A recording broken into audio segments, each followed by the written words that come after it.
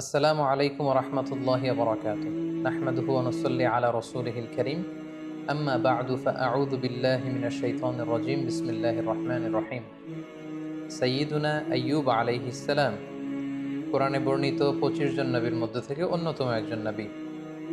ইবনু কাসিরের বর্ণনা অনুযায়ী সাইয়েদনা ইসহাক আলাইহিস সালামের দুইজন যমজ পুত্র ছিল।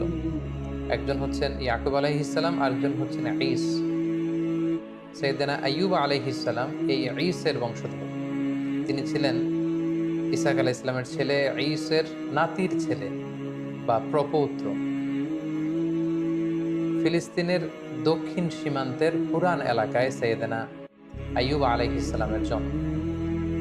সাইয়েদনা আইয়ুব আলাইহিস সালামের দাওয়াতি অভিযাত্রা বা উনি কোন উম্মতের কাছে প্রেরিত হয়েছেন তাদের বর্ণনা, তারা কি অ্যাকসেপ্ট করেছিল নাকি বিরোধিতা করেছিল, বা তাদের উপর কোনো শাস্তি এসেছিল কিনা, কোনো মুআজিজা, এর কোনো কিছুই কোরআনে কিন্তু বর্ণিত হয়নি। কোরআনে যে বর্ণনাটি এসেছে কেবলমাত্র দুটি সূরায় সাইয়েদনা আইয়ুব আলাইহিস সালামের ব্যাপারে আমরা জানতে পারি, যেখানে আল্লাহ তাআলা বলেছেন যে আইয়ুব আলাইহিস সালামকে আল্লাহ তাআলা কঠিন পরীক্ষায় ফেলেছিলেন। সিভিয়ার স্কিন ডিজিজ হয়েছিল ওনার, এমন এক ধরনের চর্মরোগ হয়েছিল বা দেহে এমন ধরনের পচনশীল একটা রোগ হয়েছিল, দেহে পচন ধরে গিয়েছিল। ফলে ওনার আশেপাশের লোকজন ওনাকে ছেড়ে অনেক দূরে চলে গিয়েছিল।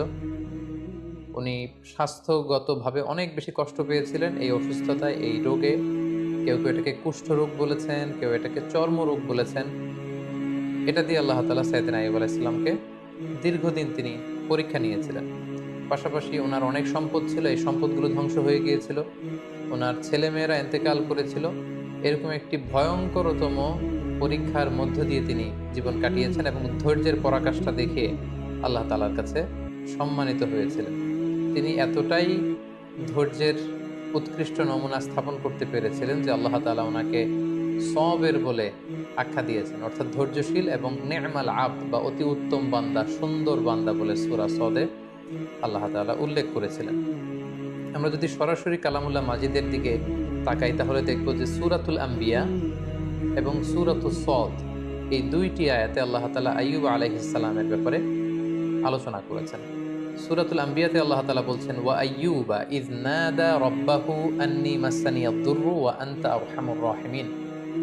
অর্থাৎ হে নবী, স্মরণ করুন আমার প্রিয় বান্দা আইয়ুব আলাইহিস সালামের কথা, যখন তিনি তার রবকে ডেকেছিলেন, মানে আল্লাহ তাআলাকে ডেকে আইয়ুব আলাইহিস সালাম বলেছিলেন যে আন্নী মাসসানিয়াদ দুররু, হে আল্লাহ, আমাকে রোগ পেয়ে বসেছে, কষ্ট পেয়ে বসেছে, আমি রোগাক্রান্ত, আমি জরাগ্রস্ত, আমি রোগাগ্রস্ত।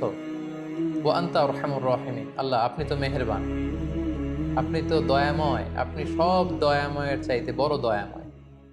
দেখেন, এত দীর্ঘদিন আইয়ুব আলাইহিস সালাম প্রায় ১৩ বছর এই সিভিয়ার স্কিন ডিজিজ বা চর্মরোগে আক্রান্ত হয়েও তিনি আল্লাহকে বলেন যে আল্লাহ আপনি আমাকে রোগ নিরাময় করে দেন, আপনি আমাকে শিফা দেন, আপনি আমাকে সুস্থ করে দেন। এটা বলেন, এটা ওনার একটা অ্যাটিটিউড। আমরা যদি রোগাক্রান্ত হই, শিফা চাওয়া, সুস্থ হওয়ার জন্য দোয়া করা, এটা জায়েজ আছে। শুধু জায়েজই নয়, এটি সুন্নাহ। রাসূল সাল্লাল্লাহু আলাইহি ওয়াসাল্লাম নিজেও শিফার জন্য দোয়া করতেন। কিন্তু সাইয়্যিদুনা আইয়ুব আলাইহিস সালাম এই ক্ষেত্রে ব্যতিক্রম। তিনি আল্লাহ তাআলার কাছে দোয়া করেন যে আল্লাহ আমাকে সুস্থ করে দেন। তিনি কি বলেছেন? তিনি বলেছেন আন্নী মাসসানিয়াদ দুর, হে আল্লাহ আমার কষ্ট হচ্ছে, আল্লাহ আমাকে রোগ পেয়ে বসেছে, আমি রোগাক্রান্ত, আর আপনি তো মেহেরবান। এতটুকু বলেছেন। কারণ ওনার অ্যাটিটিউডটা হচ্ছে এরকম, রোগ দিয়েছেন আল্লাহ, আমি যে কষ্ট পাচ্ছি এটাও দেখছেন আল্লাহ। সো আল্লাহ যদি রোগ দিয়ে খুশি, আমি রোগ পেয়ে খুশি। তাই এই রোগ আমার থেকে উঠিয়ে নেন, এটা আমি বলতে পারবো না। আমাকে শিফা দেন, এই রোগ আমার থেকে দূর করেন, আমি এটা বলতে চাই না। আমার কি অবস্থা, আমার কতটুকু কষ্ট যন্ত্রণা আল্লাহ তাআলা দেখছেন। তাই তিনি বলেছিলেন, হে আল্লাহ, আমাকে রোগ পেয়ে বসেছে, আমি রোগাক্রান্ত আল্লাহ, আর আপনি তো মেহেরবান। আমি রোগী আর আপনি তো দয়াময়।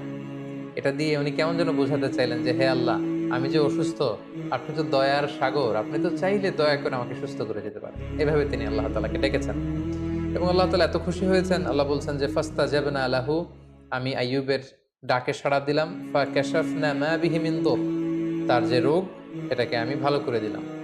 কোন রোগে আক্রান্ত হয়েছিলেন এ ব্যাপারে সুস্পষ্ট কিছু জানা যায় না, যদিও অনেক মুফাসসিরিন ইকরাম অনেক ধরনের মন্তব্য করেছেন। আল্লাহ তাআলা বললেন ওয়া আতাইনাহু আহলাহু, আমি তার সন্তানদেরকে ফিরিয়ে দিলাম, ওয়া মিসলাহুম মাআহুম, এবং অনুরূপ আরো দান করলাম। মুফাসসিরিন ইকরাম বলেছেন যে আইয়ুব আলাইহিস সালামের 7 সন্তান ছিল, মোট 14 জন সন্তান ছিল, 7 জন ছেলে 7 জন মেয়ে। ছাদের নিচে চাপা পড়ে 7 ছেলে 7 মেয়ে সবাই ইন্তেকাল করেছে। আল্লাহ তাআলা তাদেরকে আবার পুনরায় জীবিত করলেন।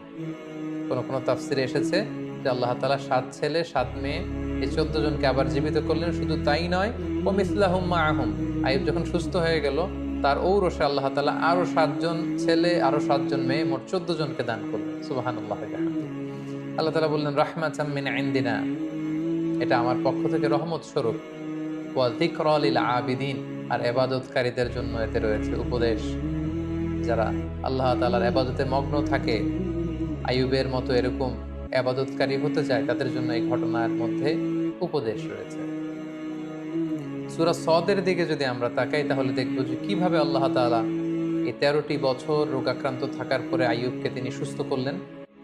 আল্লাহ তাআলা ইরশাদ করছেন উরকুব বিরিজলিকা হাযা মুগতাসালুম বারিদুন ওয়া শারাব, অর্থাৎ হে আইয়ুব, আইয়ুব আলাইহিস সালাম যখন বললেন যে আল্লাহ আমার কষ্ট হচ্ছে, আপনি তো মেহেরবান, আল্লাহ তাআলা তখন আইয়ুব আলাইহিস সালামকে বললেন যে উরকুব বিরিজলিক, অর্থাৎ হে আইয়ুব তুমি তোমার পা দিয়ে জমিনে আঘাত করো, হাযা মুগতাসালুন বারিদ, সাথে সাথে এখান থেকে ঠান্ডা এক ধরনের ঝর্ণার পানি নিঃসরিত হবে, ওয়া শারাব, এবং এখান থেকে খাওয়ার পানি নিঃসরিত হবে। আল্লাহু আকবার। 13 বছর পর আল্লাহ প্রত্যাদেশ করলেন পা দিয়ে আঘাত করো, তিনি পা দিয়ে আঘাত করলেন, সাথে সাথে এখানে ঠান্ডা পানি মজুদ হয়ে গেল। এই ঠান্ডা পানি দিয়ে আইয়ুব আলাইহিস সালাম গোসল করলেন। গোসল করার সাথে সাথে আল্লাহ তাআলার মেহেরবানিতে তার দেহের সব চর্মরোগ, কুষ্ঠরোগ, ক্ষতিকারক সব কিছু দেহ থেকে ঝরে পড়ে তিনি সতেজ সবল, আগের মতো সেরকম এনথিউজিয়াস্টিক, ওনার স্ট্যামিনা, এনার্জি, শক্তি সব তিনি ফিরে পেলেন। এবং আল্লাহ তাআলা বললেন ও শারাব, এবং এখান থেকে খাও। তিনি এই ঠান্ডা পানি যখন পান করলেন তিনি আগের মতো সতেজ সবল তিনি হয়ে গেলেন। আল্লাহ তাআলা বললেন ওয়া ওয়াহাবনা লাহু আহলাহু ওয়া মিসলাহুম মাআহুম, আমি তার সন্তানদেরকে ফিরিয়ে দিলাম এবং অনুরূপ সন্তান আমি আবার তাকে দান করলাম। যেটা আমরা একটু আগে উল্লেখ করেছি যে অনেক মুফাসসিরিন ইকরাম বলেছেন 7 ছেলে 7 মেয়ে ছিল, ওনার ব্যবসা প্রতিষ্ঠান ধ্বংস হয়ে গিয়েছে, ঘরের ছাদের নিচে চাপা পড়ে 7 ছেলে 7 মেয়ে ইন্তেকাল করেছে, আল্লাহ তাআলা তাদেরকে আবার জীবিত করে দিলেন। এবং পরবর্তীতে আরও 7 7 14 জন সন্তান তাদেরকে ফিরিয়ে দিলেন। আবার নতুন করে আরও 7 জন ছেলে, আরও 7 জন মেয়ে, আরও 14 জন সন্তান সন্ততি আল্লাহ তাআলা আইয়ুব আলাইহিস সালামের ঔরসে দান করলেন। আল্লাহ তাআলা বললেন রাহমাতাম মিন ইনদিনা, আমার পক্ষ থেকে রহমত স্বরূপ আমি এটা দিয়েছি, ওয়া যিকরা লিউলিল আলবাব, এবং যারা জ্ঞানী তাদের জন্য আমি এখানে উপদেশ রেখে দিয়েছি। এবং এই আয়াতের সর্বশেষে তিনি উল্লেখ করলেন ইন্না ওয়াজদানাহু সাবিরান, আমি আমার আইয়ুবকে ধৈর্যশীল পেয়েছি। সুবহানাল্লাহ। আল্লাহ তাআলার পক্ষ থেকে এরকম একটি সার্টিফাই করা, এরকম উপাধি দেয়া যে আমি আমার আইয়ুবকে সবের পেয়েছি, ধৈর্যশীল বান্দা পেয়েছি। ইন্নাহু নি'মাল আবদু ইন্নাহু আওয়াব, নিশ্চয় সে উত্তম বান্দা, সে আমার অত্যন্ত ভালো একজন বান্দা, উত্তম বান্দা, সুন্দর বান্দা।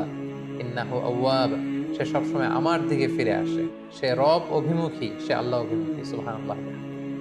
তাহলে এই আয়াত থেকে তিনি 13 বছর অসুস্থ থাকার পরে কোন প্রক্রিয়ায় সুস্থ হলেন সেটা জানলাম। পায়ের আঘাতে আল্লাহ তাআলা ঝর্ণার ব্যবস্থা করলেন বা কুয়ার ব্যবস্থা করলেন, সেই পানি দিয়ে গোসল করলেন, তিনি পান করলেন, আল্লাহ তাআলা তাকে সুস্থ করে দিলেন, ওনার সম্পদ ফিরিয়ে দিলেন, সন্তান ফিরিয়ে দিলেন, এবং তাকে আল্লাহ তাআলা ধৈর্যশীল এবং উত্তম বান্দা বলে ঘোষণা করলেন। এবং অনেক মুফাসসিরিন ইকরাম উল্লেখ করেছেন যে উনি যখন অসুস্থ ছিলেন, চর্মরোগে আক্রান্ত, ওনার আত্মীয় স্বজন প্রতিবেশী সবাই ওনার থেকে মুখ ফিরিয়ে দূরে চলে গিয়েছে, কেবল ওনার স্ত্রী ওনাকে ছেড়ে দূরে কোথাও যায়নি। ওনার স্ত্রী অন্য জায়গায়, মানুষের বাড়িতে বাড়িতে বিভিন্ন জায়গায় তিনি কাজ করতেন, কাজের বিনিময়ে যে অর্থ পেতেন এটা দিয়ে তিনি স্বামীর জন্য খাবার কিনে আনতেন, স্বামীর সেবা শুশ্রূষা করতেন। এই 13টি বছর তিনি তার অসুস্থ স্বামী আইয়ুব আলাইহিস সালামকে আগলে রেখেছিলেন, স্বামীকে ছেড়ে তিনি কোথাও চলে যাননি। সম্মানিত সুধী, এ পর্যায়ে আমরা আইয়ুব আলাইহিস সালামের জীবনী থেকে কিছু লাইফ লেসন আপনাদের সাথে শেয়ার করব। প্রথম যে লেসনটি আমরা পাই সেটা হচ্ছে sickness could be a test. আমরা প্রায় অসুস্থ হয়ে পড়ি, আমাদেরকে মনে রাখতে হবে এই অসুস্থতা কিন্তু আল্লাহ তাআলার পক্ষ থেকে একটি পরীক্ষা। আমরা কখনো সুস্থ থাকি, কখনো অসুস্থ থাকি। আল্লাহ তাআলা আমাদেরকে কাউকে সুস্থ রেখে পরীক্ষা করেন, তিনি দেখেন যে সুস্থ থেকে আমরা আল্লাহ তাআলার শুকরগুজার হই কিনা।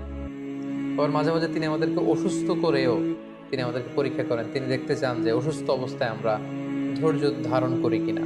তো আমাদের পুরো জীবন প্রক্রিয়াটাই কিন্তু একটা পরীক্ষার মধ্য দিয়ে যাচ্ছে। আমরা কেউ ধনী, কেউ গরিব।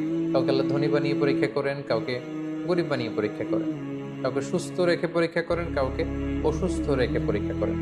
সো অসুস্থতা কিন্তু আল্লাহ তাআলার পক্ষ থেকে একটি বড় পরীক্ষা, এবং এই অসুস্থ অবস্থায় আমরা সঠিক সময়ে সঠিক রেসপন্সটুকু করছি কিনা, দ্যাট ইজ দ্য কোশ্চেন।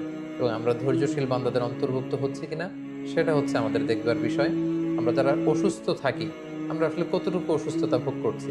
কেউ আমরা 2 মাস, 3 মাস, 4 মাস অসুস্থ থেকে অনেক সময় বলি যে আমার থেকে অসুস্থতা যাচ্ছে না, আল্লাহ তাআলা কি আমাকে দেখেন না, তিনি কি আমাকে সুস্থ করবেন না?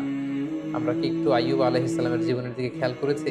তিনি টানা 13টি বছর অসুস্থ থাকার পরেও আল্লাহ তাআলাকে বলেননি আল্লাহ যে আমাকে সুস্থ করে দেন। যদিও সুস্থ করে দেন বলা জায়েজ, কিন্তু তিনি বলেছেন যে আল্লাহ আপনি তো মেহেরবান। সো আমরা অসুস্থ অবস্থায় যেন ধৈর্য ধারণ করতে পারি, আল্লাহ তাআলার উপর আস্থা এবং বিশ্বাস যেন আমরা অটুট রাখতে পারি, সেটা হচ্ছে আইয়ুব আলাইহিস সালামের জীবনী থেকে আমাদের জন্য প্রথম শিক্ষা। দ্বিতীয় যে শিক্ষাটি আমরা পাই সেটি হচ্ছে বড় পরীক্ষায় বড় পুরস্কার লাভ হয়। আল্লাহর হাবিব সাল্লাল্লাহু আলাইহি ওয়াসাল্লাম ইরশাদ করেছেন, ইন্না ইযামাল জাযাই মা ইযামিল বালা। অর্থাৎ পরীক্ষা যদি বড় হয়, সেটার পুরস্কারও হতে হয় বড়। আমরা যদি আইয়ুব আলাইহিস সালামের জীবনের দিকে দেখি যে তিনি কত বড় পরীক্ষা দিয়েছেন। আমরা 1 মাস 2 মাস অসুস্থ থাকলেই বলি যে আল্লাহ তাআলা কি আমাকে দেখে না, আমি কতটা অসুস্থ, তিনি কি আমাকে সুস্থ করবেন না? কিন্তু আইয়ুব আলাইহিস সালাম টানা 13 বছর তিনি অসুস্থ ছিলেন। এটার কারণে তার পুরস্কারটাও ঠিক সেই রকম বড়। তার সন্তানকে আল্লাহ তাআলা নিয়ে গিয়েছিলেন, তার সম্পদ শেষ হয়ে গিয়েছিল, আল্লাহ তাআলা সম্পদ ফিরিয়ে দিলেন। তিনি অসুস্থ হয়েছিলেন, চর্মরোগে আক্রান্ত ছিলেন, তিনি একেবারে সতেজ হয়ে গেলেন, শক্তিশালী হয়ে উঠলেন। যে সন্তানগুলো ইন্তেকাল করেছিল আল্লাহ জীবিত করে দিলেন, নতুন সেই পরিমাণে সন্তান সন্ততি আল্লাহ তাআলা তার ঔরসে দান করলেন। এই যে অভাবনীয় নাজ নেয়ামত আল্লাহ তাআলা কেন দিয়েছেন? কারণ তার পরীক্ষাটা ছিল অত্যন্ত ভয়ঙ্কর। পরীক্ষা যদি বড় হয়, তার পুরস্কারও বড়। এবং নবীদের জীবনে যদি আমরা খেয়াল করি, তাহলে দেখব যে নবীদেরকে আল্লাহ তাআলা অনেক বড় বড় পরীক্ষা নিয়েছেন। আল্লাহর হাবিব সাল্লাল্লাহু আলাইহি ওয়াসাল্লাম বলেছেন যে আশাদ্দুন নাসি বালাআন আল আম্বিয়া। মানুষদের মধ্যে থেকে আল্লাহ তাআলা সবচেয়ে বেশি বালা মুসিবতে ফেলেছেন নবীদেরকে। সুম্মাল আমসাল ফাল আমসাল। এরপরে নবীদের পরবর্তীতে যাদের অবস্থান তাদেরকে। এবং ফাইয়ুবতালা রাজুলু আলা হাসাবি দীনি। ব্যক্তির দিনদারি অনুসারে তাকে আল্লাহ তাআলা পরীক্ষা নিয়ে থাকেন। যে যত আল্লাহওয়ালা, তার জীবনে পরীক্ষা তত বেশি। সো আপনি যদি খুব বেশি পরীক্ষার সম্মুখীন হন, জীবনে যদি আপনার খুব বেশি স্ট্রাগল করতে হয়, আপস এন্ড ডাউনস থাকে, বারবার অসুস্থ হয়ে পড়েন, তার মানে এই না যে আল্লাহ তাআলা আপনাকে পছন্দ করছেন না। বরং আল্লাহ তাআলা আপনাকে বেশি পছন্দ করেন বলেই, বরং আল্লাহ তাআলা আপনার সম্মান মর্যাদা আরো বাড়িয়ে দিতে চান বলেই আল্লাহ তাআলা আপনাকে বেশি বেশি পরীক্ষা করেন এবং অসুস্থ রাখেন। আমরা অনেক সময় বিপদে পড়লে, মুসিবতে পড়লে, অসুস্থ হলে অসন্তুষ্ট হই। আর সাহাবারা বিপদে না পড়লে, অসুস্থ না হলে তারা চিন্তিত হয়ে যেতেন। সাহাবীদের যখন অসুস্থতা আসতো না, কোনো বিপদ আসতো না, তখন ওনারা চিন্তা করতেন, হায় রে, আল্লাহ তাআলা কি আমাকে পছন্দ করেন না? তাহলে আল্লাহ তাআলা আমাকে পরীক্ষা নিচ্ছেন না কেন? আমার জীবনে কোনো বিপদ আসছে না কেন? আমার জীবনে কোনো অসুস্থতা নেই কেন? তার মানে আল্লাহ তাআলা কি আমাকে কম পছন্দ করছেন? ওনারা সবসময় এটা নিয়ে চিন্তিত থাকতেন। আর আমরা বিপদে পড়লে চিন্তিত হয়ে পড়ি। সম্মানিত শুধু মুমিন জীবনে বিপদ আসা, এটা একেবারে ওতপ্রোতভাবে জড়িত, এটা আসবেই। আল্লাহ তাআলা বলছেন, ওয়ালা নাবলুওয়ান্নাকুম বিশাইইম মিনাল খাউফি ওয়াল জুই ওয়া নাকসিম মিনাল আমওয়ালি ওয়াল আনফুসি ওয়াস সামারাত। আমি আল্লাহ তাআলা অবশ্যই অবশ্যই তোমাদেরকে পরীক্ষা করব। কি দিয়ে পরীক্ষা করব? মিনাল খাউফ, ভীতিকর পরিস্থিতির মধ্য দিয়ে তোমাদেরকে যেতে হবে। ওয়াল জু, খাদ্য ঘাটতি ঘটবে, ক্ষুধার জ্বালায় কষ্ট পেতে হবে তোমাদেরকে। ওয়া নাকসিম মিনাল আমওয়াল, সম্পদের ঘাটতি হবে। ওয়াল আনফুস, তোমাদের প্রিয়জনদেরকে কখনো কখনো হারানো লাগতে পারে। ওয়াস সামারাত, তোমাদের সম্পদ নষ্ট হবে, ফল ফসল নষ্ট হবে, দুর্যোগ আসবে, প্রাকৃতিক দুর্যোগ। এই নানা ধরনের ঝঞ্ঝা বিক্ষুব্ধ পরিস্থিতির মধ্যে দিয়ে তোমাকে যেতে হবে, আর আমি তোমাদেরকে পরীক্ষা করবই করব। সো বিশ্বাসীদের জীবনে পরীক্ষা আসা, পরীক্ষা থাকা, ইটস এ মাস্ট, এটা থাকবে। আর পরীক্ষার মধ্য দিয়ে আল্লাহ তাআলা বান্দার সম্মান এবং মর্যাদাকে বাড়ান। আর মনে রাখতে হবে, পরীক্ষা যত বড়, উত্তীর্ণ হতে পারলে এটার পুরস্কারও অনেক বড়। সাইয়েদনা আইয়ুব আলাইহিস সালামের এই জীবনীতে আমরা এটা দেখতে পেয়েছি। সবশেষে যে শিক্ষাটি আমরা পাই সেটি হচ্ছে, একটি শান্তিপূর্ণ জীবনের জন্য, একটি প্রশান্ত লাইফের জন্য একজন নেককার স্ত্রী, লাইফমেট বা সোলমেট খুবই জরুরি।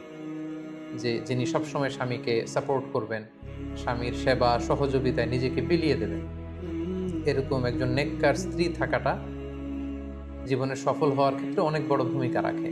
যেটা আমরা আইয়ুব আলাইহিস সালামের জীবনীতে কিন্তু দেখেছি যে ওনার আত্মীয় স্বজন পাড়া প্রতিবেশী সবাই যখন ওনাকে ছেড়ে চলে গিয়েছে, ওনার স্ত্রী কিন্তু ওনাকে ছেড়ে যায়নি। ওনার স্ত্রী ওনাকে আগলে রেখেছে, ওনাকে সাপোর্ট করেছে, ওনাকে শেল্টার দিয়েছে, ওনাকে মানসিকভাবে সহায়তা করেছে। এজন্য এরকম একজন নেককার স্ত্রী আমাদের প্রত্যেকের জীবনে দরকার। আল্লাহ তাআলা এরকম একজন লাইফ মেট আমাদের জন্য নসিব করুন এবং নবীদের দেখানো পথে এবং মতে আমরা যেন আমাদের জীবন পরিচালনা করতে পারি, তিনি আমাদেরকে তৌফিক দান করুন। হাদা মা ইনদি ওয়াল ইলমু ইনদাল্লাহ আলাইহি তাওয়াক্কালতু ওয়া ইলাইহি উনীব।